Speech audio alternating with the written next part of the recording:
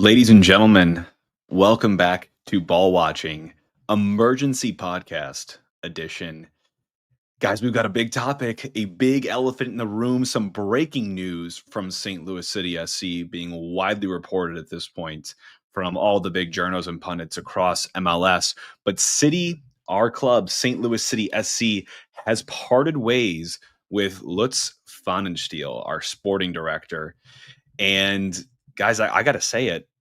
You can color me a bit surprised for this news, right? Because he was hired back in the club in August of 2020. Yeah, August of 2020. I know we did not kick off right until 2023 being our first season. We were supposed to originally in 2022. We got that extra year delay due to COVID, but I mean, Lutz has been one of the longest tenured members of St. Louis City SC as we know it, and been firmly entrenched in everything this club does.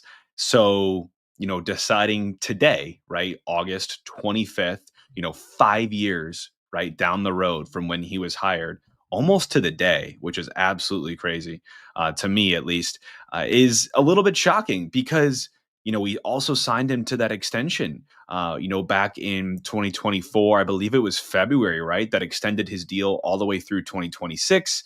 Obviously having been at the club since 2020, I think it was an award, right, that came at the beginning of last year where, we weren't off the rails yet. Maybe some of the writing was on the wall, right, with our form towards the end of 2023 and our playoff performance against Sporting in the first round.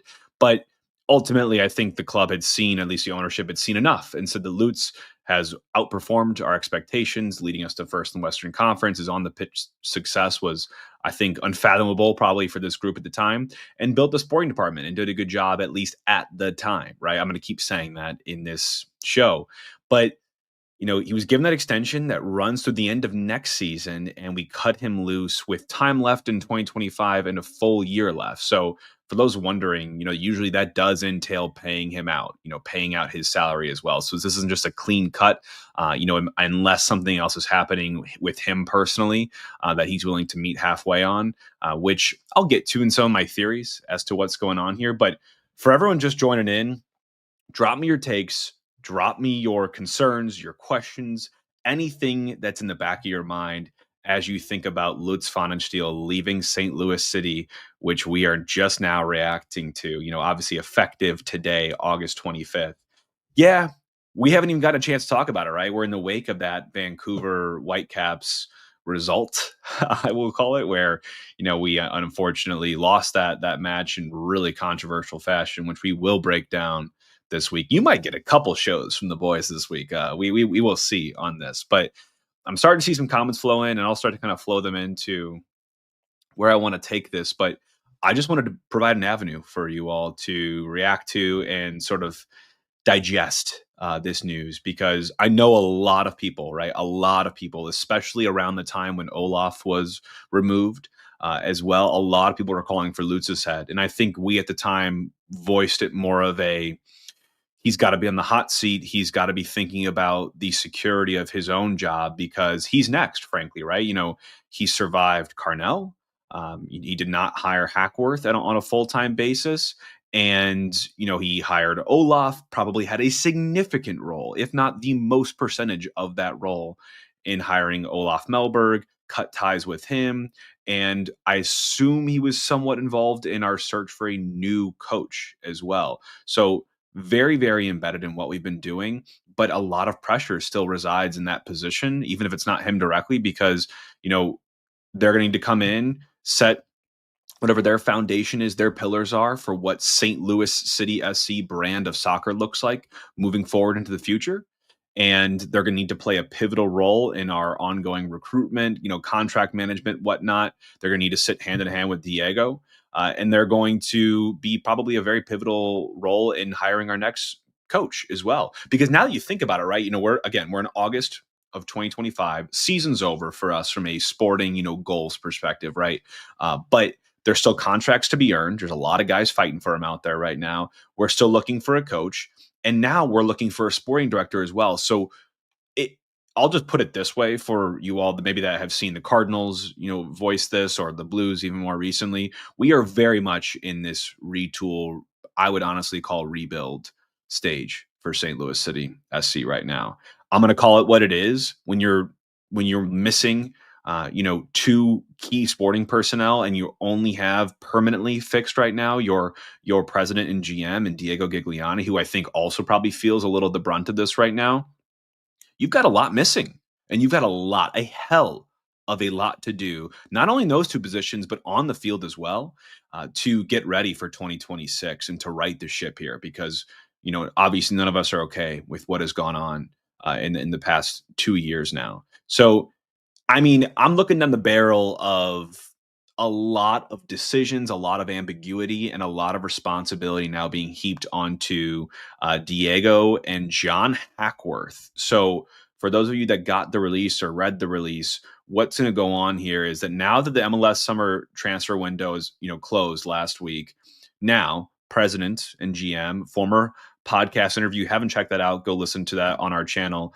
Diego Gigliani and club technical director John Hackworth will work with the team's current sporting staff on ongoing roster management and construction, including player contract negotiations. We know we're going to be in a lot of those come the end of the season, with a lot of folks, again, nearing toward the 2025 contractual end, with a lot of club options for 2026. And that's all while the team searches for a permanent replacement. I'll say one thing. I already spoke a little bit about Diego, right? But for a guy that has been passed over not once, but now twice in terms of the head coaching role, and I don't think he was really considered as much in this interim role that Critchley is now in. But we know he was passed over heading into this season when they hired Olaf. We know that Hackworth was in the mix for that, finalist. For a guy that's been passed over like this, I do want to take a second and extend my deepest of gratitude and appreciation for how much of a servant that John Hackworth has been for this club. He has been a fill any void you see and do the best that you possibly can in those circumstances and situations.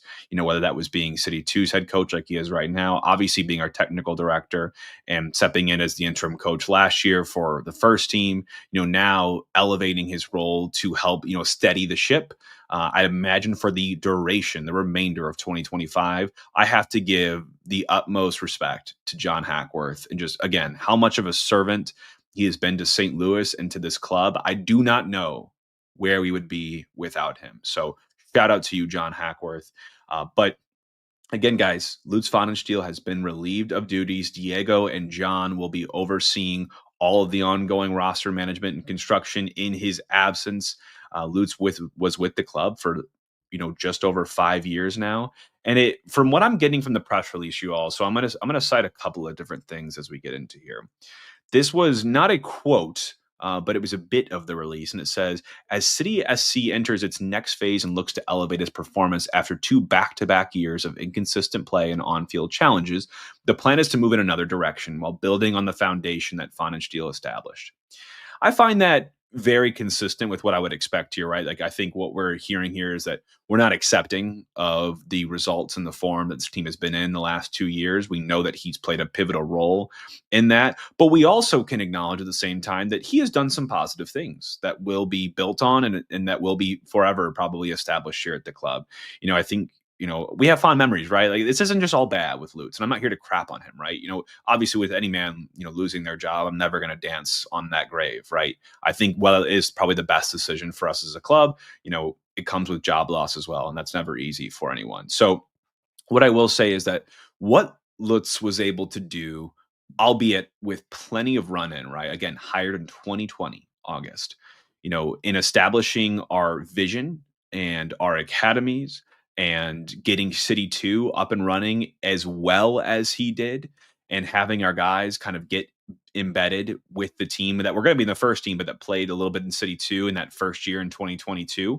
It was a lot of good positives in the beginning, right? We saw some steals, some good deals, some, looking in the antiques bin, or looking in the thrifty bin to find some guys that were overlooked, or maybe had some sort of an injury history, or just didn't get the respect or minutes they deserved. And we outperformed, right? Like, 2023 was magical. And I think we all look back on that now probably a little bit differently. I think we probably would have basked in it a little bit more had we know where we were headed in 2024 and 2025. But that's the key to being a fan, right? You got to enjoy the moments while you're in them because it's not guaranteed tomorrow. So little key theme for you all to take home today. And I feel the same way, right? Basking in what was 2023 and giving kudos where due, right? On some of the lowest budget in the league in MLS and outperforming the way we did, especially right for the first half or so of the season prior to League's Cup, where things sorely or sort of started to take a turn for the worse. And obviously we festered out in the playoffs very early on. But what he did up to then, I think, was really impressive. And I think the framework you see beneath, the first team and even City 2, I will give City 2 their props as well. But with the academies, what we hear and the talent we're seeing rise up through the academies into City 2 and into the first team, obviously, you have to give credit where it's due. And I think there's been some really good grassroots that we've established here as a club that we will benefit from because of Lutz being here. I think where he's fallen short, and I'll actually let me save that for a second. I'll go into a quote that I read here from Diego in the release. He said, "These decisions are never easy, and with the legacy Lutz built during his time here, he will always be a part of the extended family. From the very beginning, he has shown real passion and commitment for this project, and the foundation he established was integral to the club's historic first season." I think a lot of that, right, is just color on what I just sort of gave a little bit of a summary of. He also said, as we enter the next phase of the club's long term plan, would love to know what that phase is and the plan behind that. To lift up the region and help both the team and St. Louis achieve its potential, the next 5 years will be extremely important and believe a change in sporting leadership will help in the club's pursuit of its goals. Unfortunately, we've struggled to create sporting stability and haven't been able to meet the expectations of our owners, our fans, and despite increasing investment in our squad consistently. I get that, right? Like, this is a president and GM in Diego Gigliani that is ultimately right. Think of the tether, right? And you think of two opposing forces on the rope. You've got the ownership, and even in some cases, the fans who, get in the ears of the ownership and the owners hear from the fans and all that stuff. The ownership on one side, fans probably playing a little bit of an influential role there. We can take that what it is. And on the other side, you've got, Lutz, and you've got Diego is kind of in the middle, right? And Lutz is on the other end of that rope. So you got owners, Diego, Lutz from right to left or left to right. And Diego's kind of in that middle, right? He's not all sporting. He's part business as well. But ultimately, he is held accountable to the owners as well as Lutz when it comes to the sporting results, right? So for him, we are not on track, right? I don't know what their long-term plan is for this next 5 years. That's reference what that next phase is. You do want to pay attention to that. Part of this is lifting up the region and helping both the team and St. Louis achieve its potential. Again, underlining in bold, in highlights that this is not a team that is cups or bust, and it never will be. This is a team that is about lifting up the community and winning, but not both, right? Not one or the other, right? We're going to do both the best that we possibly can. We're never going to just dump all of our eggs into one basket and that just being MLS Cups, Leagues Cup, silverware, hardware. That's just not the focus of this team. And I think that's fine as long as you can put a good product onto the field because we know they're doing some good things in the community. We like to see that. And I think they could even do a better job of highlighting some of those things. But we want to see winning. We want to see hope. We want to see consistency and belief in this team. And those are things that we have not seen in this team for the better part of, you call it maybe 2.5 years, right? At this moment. So we're obviously tremendously underperforming in the sporting department, and we need to change direction to achieve our goals. And he couldn't create that stability. I think the word stability was resonated with me that Diego put in there because, there was your really high in 2023, or at least the first part of 2023. And then we've been pretty much just not tanking, but we've been going downhill since then. And we're not meeting the expectations of ownership. We know that ownership is, on the hook, right? Like I think Carolyn Kindle had said in a, front page post dispatch before the season began, we will make the playoffs. Well, we're not going to make the playoffs. And someone needs to be held accountable for that. I don't think Olaf is to be held accountable for that at this point. Obviously, got us off to a tremendously rough start. But I think this, if anything, reveals that there was a lot more going on beneath the surface. And he was never just the only head that should roll. There was more infrastructural or systematic change that was needed to really usher us into a place that we want to go. Diego went on to say that Lutz was one of our most important hires in the early days of the club and deserves so much for the credit of our early success. This is actually coming from Carolyn Kindle. But more than that, he believes in our ownership group's vision of being more than just a soccer team and embrace the community. The club and city thank Lutz and Amalia enough for all they have done for St. Louis City SC. So I'll take a pause there. I'm getting some more comments and questions flowing in here. Appreciate you all. I'm gonna circle back to some of these. I think one of the biggest things I want to hit on with Lutz right now is, again, I'll put some numbers to what I've already voiced as, right, just tremendous underperformance in the last couple of years. In 2023, we had that magical start, right? We had 17 wins, which, by the way, that was an expansion team record at the time. Looks like we're about to be undone by San Diego, which exciting for them. So cool to see an expansion team come in and make such an impact off the jump. But 17 wins, 5 draws, 12 losses. 56 points, averaging 1.65 per game. That's really incredible stuff. Obviously, first in the Western Conference, fourth in the Supporter Shield race. There were better teams from us. At home, we were a titan, amassing 11 wins. On the road, we won 6 times. We've only won twice, I think, in the last 2 years on the road since 2023. So many positives. And again, you're looking at a budget and a roster that I think is probably less talented, less quality than we have right now. Yet you're seeing the results that are filtering in for us, and it doesn't make sense, right? I know that we, also overperformed against our expected goals and expected goals against in 2023 as well. But when the magic's going for you, the magic's going for you, and the magic's gone right now, right? I mean, 2024 comes around. We've got Carnell coming off a pretty solid season. You part ways pretty early with him. I was a little bit shocked with the decision at the time. I know when that came, I remember hopping on an emergency podcast like this. But you part ways with Carnell, a little bit of the way into the season. You end up 8-13-13 on 37 points, missing the playoffs by 7 or 8 points. So not that we were out of it. A lot of those points we all know came towards the end of the season under John Hackworth and really getting the bolstering of our new depth in Hartel and Toyshirt and even Betcher as well, who were all flying at the time. So, not awful, but definitely not good enough. I don't think any one of us thought that we would do worse in our third season. And now looking in 2025, we're not done with this season yet, but we've got minimal amount of games left, and we're 5-6-16, 16 losses. Unbelievable. We might lose half our games this season. It's very feasible at this point. And we're sitting 28th in MLS. So we're a fraction of where or what we used to be. Clearly, the magic has run out, and all this investment, as Diego cited, in the team that ownership has forked up money for with Hartel and Toyshirt, or ownership has at least put an onus on, if not forking up the money for. Not that it's been misses. There have been some misses for sure. We all are very aware of some of those misses. You can think, none more clearly than that Nicholas Dewar, who was supposed to be our left back for the future. And that's just been a rotating door of faces and names, really not since then, but since we brought on Selmir Pedro from the very, very beginning, our first ever signing. So he's definitely had his misses. I think this year we haven't gotten, enough out of some of those key players. I look at Toyshirt as a prime example of that. I would even look at Hartel and say something similar. We've also gone through style changes. Like, did Lutz kind of shoot himself in the foot when you fire Bradley Carnell and you've got this vision for this team to play that energy drink, in your face style soccer, and you remove a manager, you bring in Hackworth that definitely deviated at least marginally from that, right? But then you bring in Olaf Melberg more permanently this season, and we've gotten so far away from that.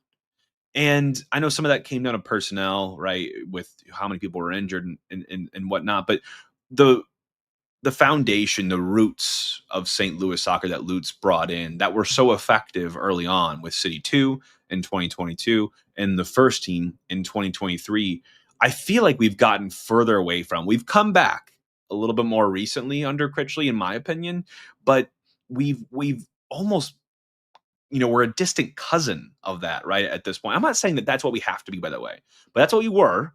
That's what he was proud of. That's what he was going to be known to bring to this team. And he hired a manager or a first team coach that did that right to the T. That is Bradley Carnell.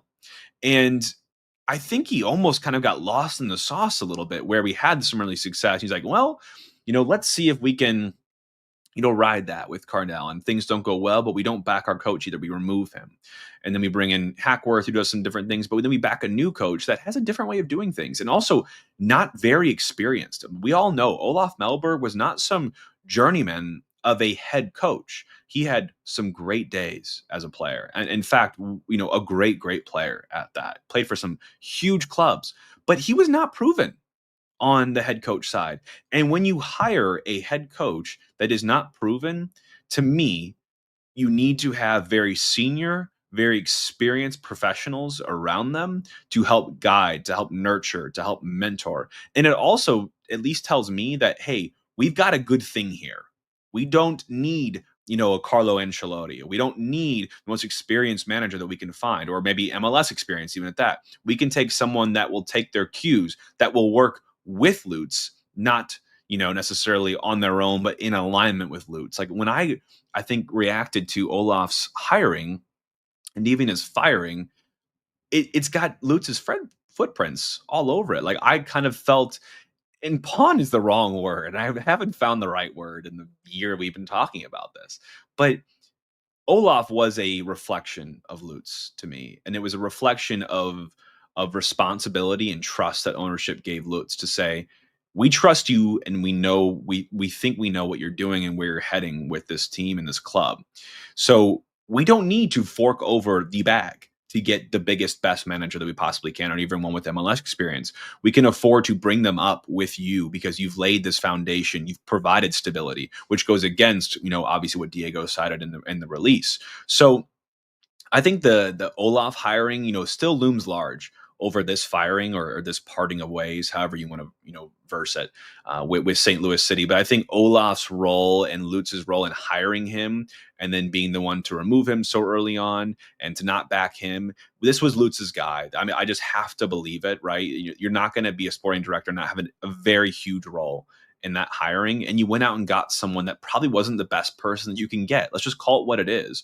That tells me we've got seniority that is being listened to and that could be trusted, at least ownership's view, right, on what's going on with the hiring.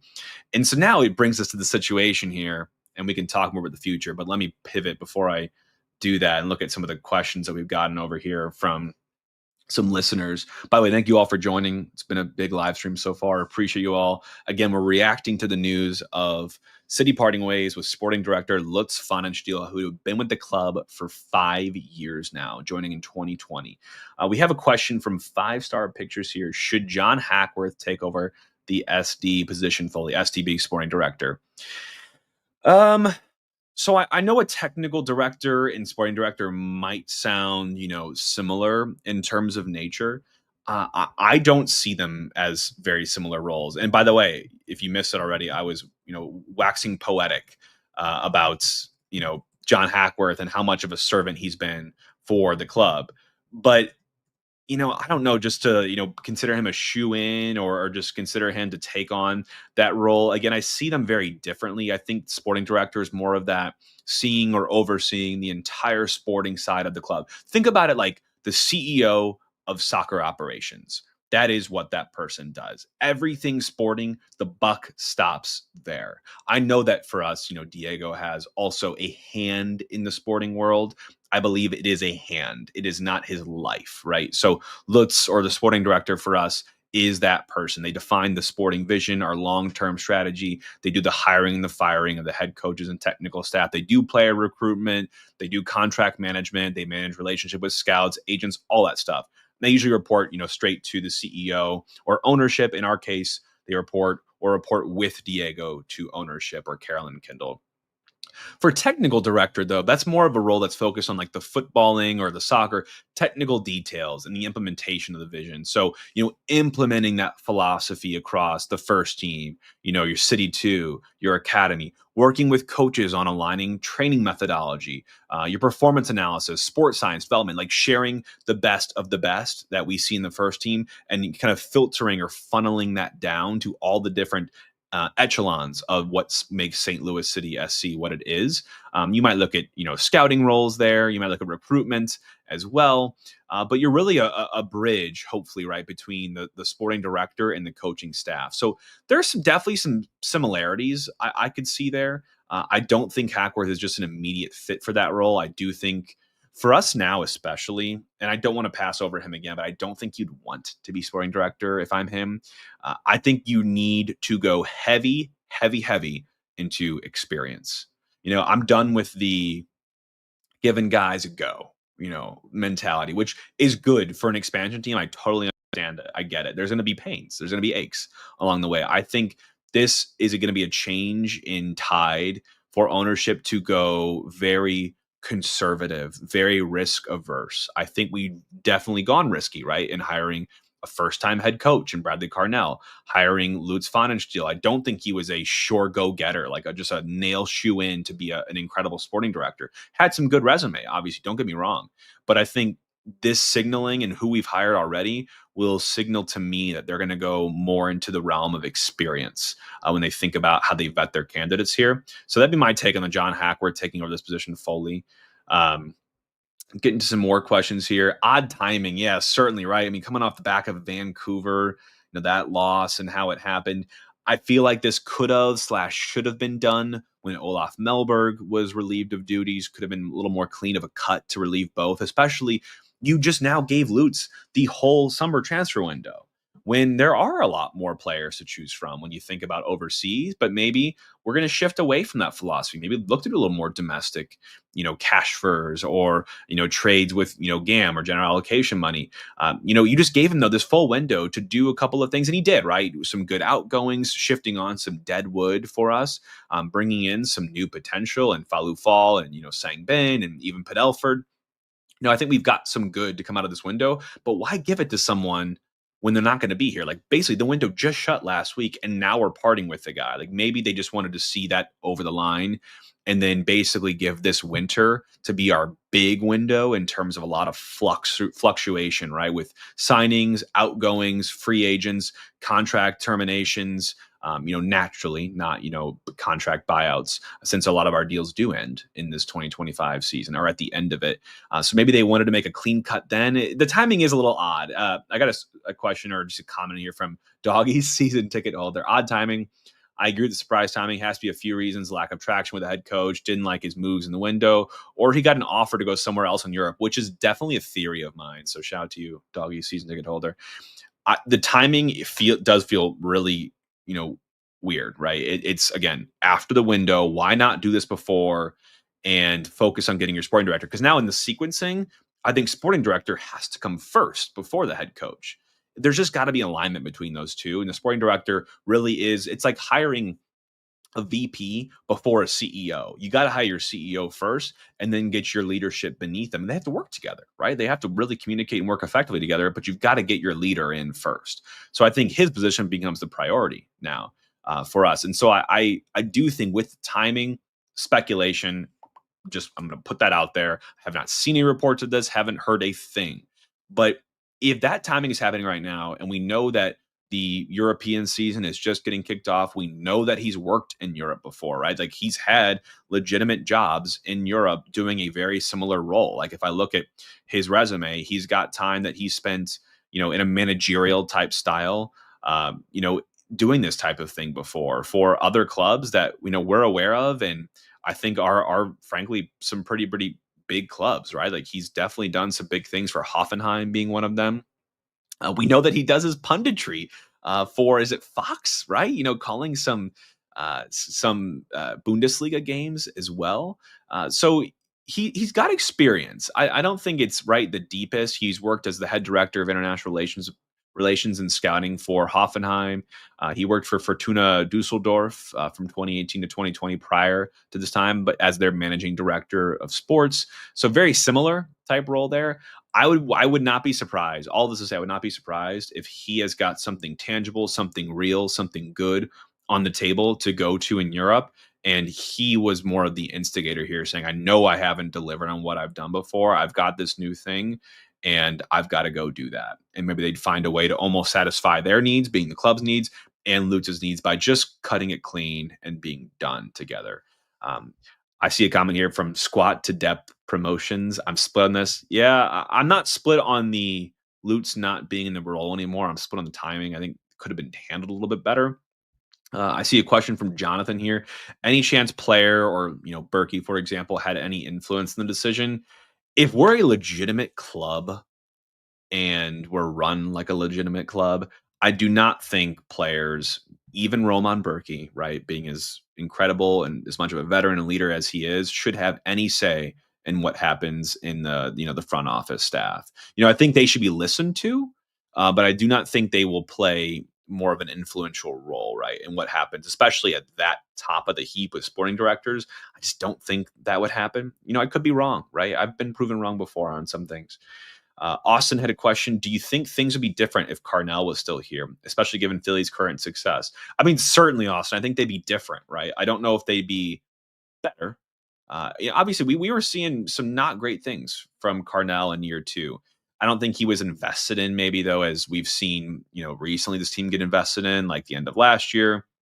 Like, what if Carnell gets some of the personnel that he didn't get to play with last year with Hartel and Teuscher and Betcher? Like, would those guys have taken him over the top and made us more of a competitive team for the rest of 2024 and then now into this season with what he's doing in Philadelphia? It's a black eye. It hurts, right? Like, we parted ways with the guy who's got Philadelphia on shoestrings, excelling and really playing well in this league and toppling some giants who spend so much more money than them. So I'm really happy for Carnell. I think obviously, yeah, things would be different. Hard to argue better because it's just different environments get different results. And maybe he's just found a good place in Philadelphia and he's excelling there and he's supported, right? They went out and they got him. So he was wanted. And I think you do well when you're wanted in places. So that's my commentary, I would say, on that. Doggy season ticket holders back with another question, or at least comment here. I think you need to go with someone with MLS success when it comes to who to look at with experience. I brought it up before, but Curtin was promoted to an MLS bench under Hack in Philly. Yep. Notice Jim Curtin obviously still sitting out there as well. We've also seen some managers also have both these roles. Think of Peter Vermees, the recently removed Sporting Kansas City manager. I say recent, but that was way earlier on this season. Held both of those roles for Sporting Kansas City. I don't think that's advised. I think it's a lot of work. It's enough for two full-time employees, but some people want to have, their cake and eat it too. If they're going to be in charge of the vision and they're being in charge of the player recruitment, the contract negotiations, all of that, they want to also be putting that and implementing that onto the pitch for the first team. Vermees is one of those. I think Curtin could be another one as well. Where again, you don't always have to delineate between those two responsibilities because they run so parallel. Like Lutz and Olaf, Lutz and Carnell, Lutz and Critchley now, and Hackworth. Like those two, they're always together. They're always talking. They're always communicating. They're like 1A, 1B. There's a really strong communication relationship between the sporting director and whoever the head coach is at the time. I'm looking for some other comments here. Southwick also agrees with what I just said. We need some MLS experience in the front office. Sporting director really needs to be someone with MLS experience. Maybe even the next manager needs MLS experience. I would say yes on all fronts on that. I really, really feel strongly that ownership has kind of felt a burn, right, per se, in trusting an advisor like Lutz and trusting themselves to hire Lutz in the first place and letting him to kind of take more of a role in Carnell and Olaf and whatnot, and feels the burn in saying that we've gone specifically for, maybe undervalued or unexperienced assets in our front office. Do we now look to play a little more conservative a game and look to go a little more sure thing? Nothing's ever sure, but there are definitely some things that are surer things than other things. And I do think this will signal a change in the ownership mindset as they think about who they surround themselves with from a leadership perspective within the club. I've got a question in here from Wade on, am I the only one that felt like this team was close when healthy? With the upcoming expiring contracts, I felt like the upcoming window is going to help put the final touches on. I do think the roster itself is in a decent spot, especially with health. I think you're missing some central midfield depth, especially in like a 6. whether that's a defensive, ball winner, or at least someone that can move the ball very comfortably from the back to the front and connect the midfield. I think we have some needs, certainly, but we are not a shambles roster, especially when healthy. We do have some good quality and guys that are in their prime, maybe not performing like it, but in their athletic age, right, of prime. And we've just underperformed. And I think it just took too long to get the wheels going on this season. We've seen still defensively, the focus isn't there. We lapse in these games. We cough up points from winning positions. There's still a lot of culture, I think, that needs to be built on or rebuilt to make this team what we felt in 2023 and to reinforce them to go into a new season not fearing losing, not fearing experiencing what we've experienced these last 2 years. So I think we're a little bit further away, Wade, maybe than what you're saying. The roster itself, though, on paper, I don't think it's bad. And we have so much flexibility. So many of our players are on a contract that runs through the end of this year with a club option for next year. And a bunch more or even contract through next year, option for the following. So between these next 2 years, 2026 and 27, I think we are going to see a brand new team, frankly. We're going to see some familiar faces that have been here that deserve to be here, but I think we're going to see a lot of turnover in these next 2 seasons. So hopefully no one's gotten too attached to many of these players, because I do think when you're a sporting director, when you're a head coach that comes in, drops into a club, you want to make a mark. You want to make an impact. You want players that want to play for you and do what you want to do on the pitch. So I expect the combination of this news and the situation with all the contracts, while we do, I think, we're better on paper, especially when healthy, I do think there's still going to be a lot of fluctuation and a lot of incomings and outgoings in this winter. We will come out a very different product, in my opinion, once that winter window has closed and come and gone. The Southwick had another comment that increased investment in quotes statement is a little concerning from a glass half empty view. Acting like we have spent much money while we watch huge moves across the league is a red flag. Did ownership or Diego really think they had enough spent to be competitive? That's tough, right? Because I think from a market like St. Louis and ownership like we have, who again very much focused on the marriage of upping the region, upping the community, and also doing well on the pitch. Uh, I don't see us being the team that goes and splashes across the pond. I don't think I see us paying huge transfer fees, but I think that's fine. We've seen teams do really well in that model. So for me, I want to go more to the second part of your comment, which is, did they really think they had enough spent to be competitive? I'll just go back to, it's not hard to be competitive in this league. More teams make the playoffs than do not. There are some crappy teams that make the playoffs every year, and usually they're shown the door early, and that happens. But we need a product that we can believe in, that can be built upon, that's sustainable, that, again, represents what the fans want to see. And I think we got to be honest with ourselves too, as fans. Like, I don't think we're going to be in the mix for the Western Conference, number one spot every year, nor maybe ever again. Nor do I think that should be the goal. I think we should be a blue collar, competitive, responsibly assembled team where we do invest. When we see the opportunities, we will fork over the transfer fee. But there is so much value out there, and it's about identifying the right leaders, the right scouts, and analyzing the right data to find those types of things. But also, sometimes you just got to go and do the thing, right? You know what I mean? Sometimes you got to fork over the money, get some quality into the team. And again, I think they did it a lot in that vein, right? Investing in the team last summer. But they'd also been burned all season prior to that. So it was almost like more of a reaction, we felt like. I do think ownership believes they've spent enough to have a more competitive product on the field and to be in the playoffs, but they're not. But the failure to meet those expectations and where they think they should be versus where we are, I think, is a big driver behind this decision. But if I were to put myself in their shoes, I do think that they would think that they've spent enough to be competitive. I've got another comment on here. Yeah, just a lot of people just saying, they get the decision. Some are, convinced that, it was just his time to be fired, and that it was never going to be a marriage for us moving out of, this year after what's transpired. And to a certain extent, I can totally get that. Again, I'm supportive of the decision. I think the timing is a little funky with where we are at the season, and just, being only, a few or a handful of games remaining, and just exiting a transfer window that we've been really active in, like, as recently as last year.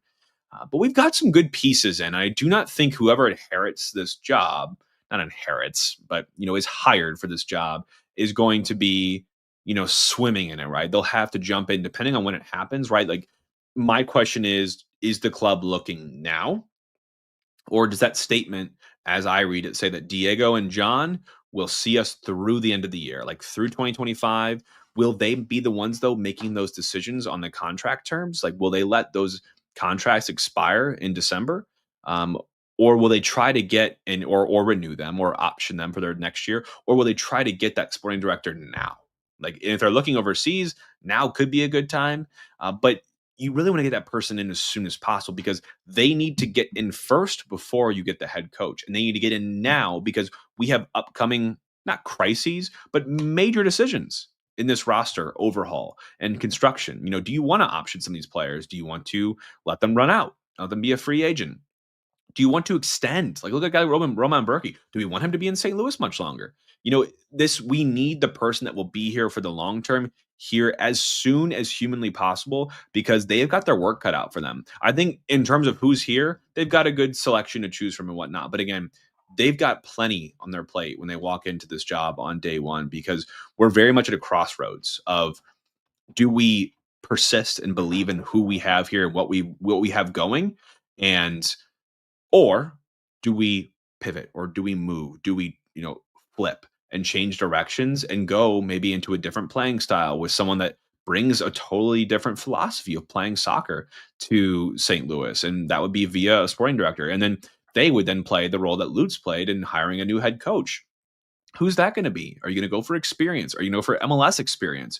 Are you going to go for someone that plays a similar style to what we're doing right now? Are you going to someone that's playing more pressing forward or more possession based? There's so many big picture questions that need to be asked of this club at the time.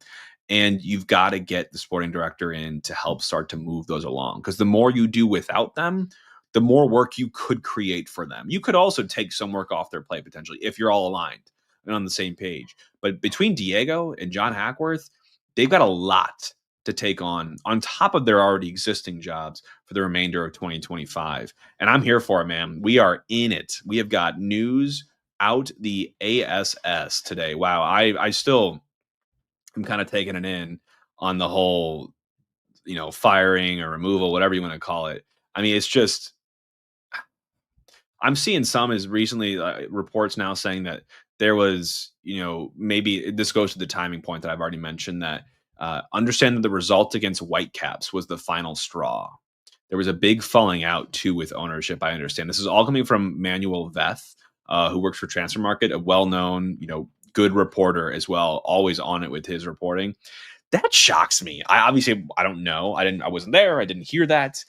If he had a falling out with ownership over this, like I'm trying to think of how it would have happened because the PK, a lot that's not Lutz's control. I think we were not the better team in that match, right? Like Vancouver was definitely well ahead of us. But I know that he's also kind of been not mocking, but sort of going after some of the players in his Sunday morning conversations, I believe, with Tom Ackerman, and maybe not owning as much of this as he should be.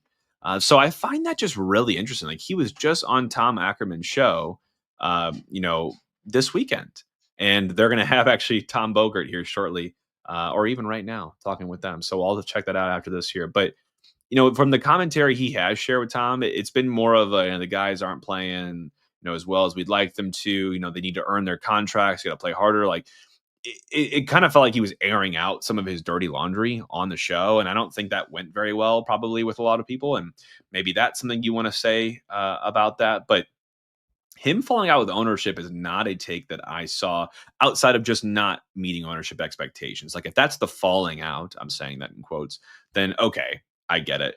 But if there was a big falling out that we're hearing with ownership too, on top of this after Vancouver, I am all ears to hear about that because it is not something that I had on my bingo card. But let me get to some other quick things before I call it on this one. Let's see. Any other good questions that we got from the folks? Which, by the way, you guys always great questions. I'm checking. I've got people looking at Diego. Bad news is that he's still here, coming from at your service too. Yeah, I mean, you got to think Diego's feeling this as well, right? Like it's not a good look for him. Not that he hired Lutz, but he backed him, right? Especially in the wake of Olaf being fired to help see us into the future, and that was only a couple months ago, and now we're saying something different. I know things haven't gone well since then, but they weren't going well before then either. Must have MLS experience, right? Yep, in the front office. We've seen that comment. 20th century STL said, I'm at a loss for words. There's so many questions I have. It's insane. The future sure is exciting, though. Yeah, the future's but it's like the grass is greener, right? Like we always think that things will just be better on the other side of this, and we'll get a better sporting director, we'll get a better coach. But I don't think that always just necessarily happens, right? Like I think we should, right? And I hope that we will, but I don't always just assume that things will get better because they should. Just my one thing I will say about that. Should it be someone that can do both? I'm a little bit weary of that. I don't know if we should give someone the responsibility of both of those. Again, there's plenty of work to go around. And for a club that's suffering as much as we are right now, I think to put it on one guy would be a lot.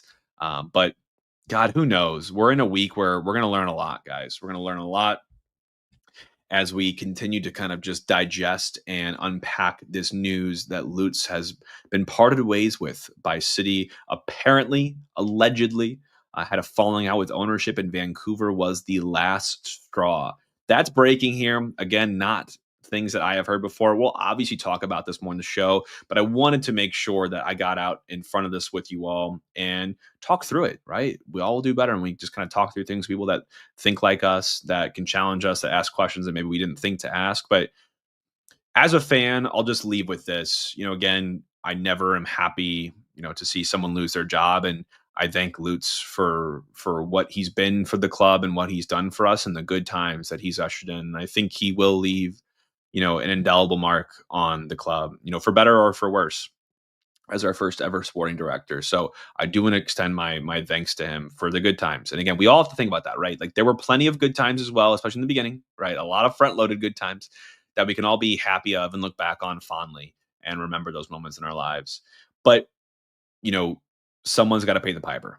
And this club has shown a tendency to put off some decisions, maybe past a fan threshold. Not that fans are the end all be all, but they're now making some decisions swiftly, right? Like the Olaf Melberg one. Maybe some folks would say it was a bit too late. I think it was probably.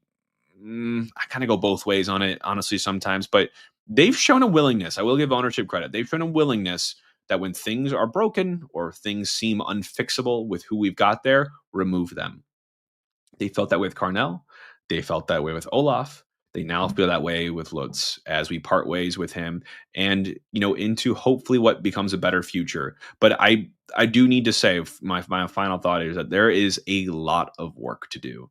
In fact, probably some of the most work that Diego will do at his time with the club, the ownership will do in their time with the club to get in a new sporting director, hopefully as soon as possible, if not by the end of the season, shortly afterwards, in December, you'd be thinking to then pave the way for a new head coach to join and to get us either further along our path or onto a brand new path that we forge for ourselves. And we take some of the good, we leave some of the bad. Because there are some good things, right? We talked about them already in the show, also plenty of bad.